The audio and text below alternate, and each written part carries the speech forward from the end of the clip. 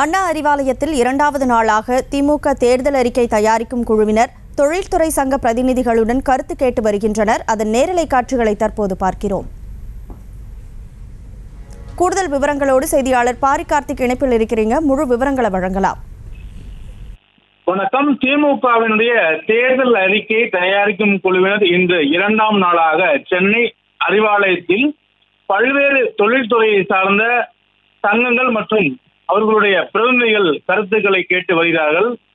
தொடர்ச்சியாக திமுக துணை பொதுச்செயலர் கனிமொழி அவர்கள் தலைமையில் 11 பேர் கொண்ட குழு பல்வேறு மாவட்டங்களில் கருத்துக்களை கேட்டு வரும் நிலையில் இன்று சென்னையில் இரண்டாவது நாளாக கருத்துக்களை கேட்டு வருகிறார்கள்.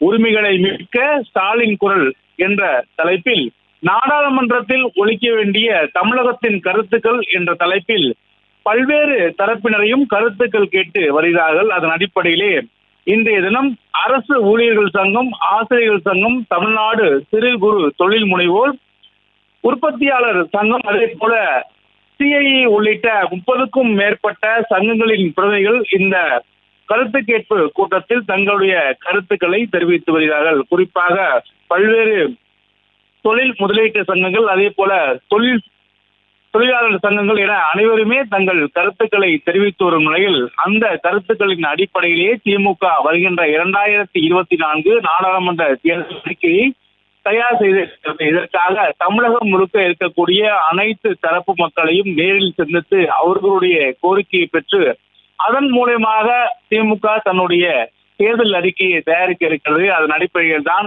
இன்றைய தினம் இரண்டாவது நாளாக அறிவாலயத்தில் பல்வேறு தரப்பு தொழிற்சங்கங்கள், அதே போல பொதுமக்களுடைய கோரிக்கை ஏற்று அவர்கள் கோரிக்கையை நேரடியாக தேர்தல் அறிக்கையை தயாரிப்பதற்காக பெற்றுக்கொண்டு வருகிறார்கள்.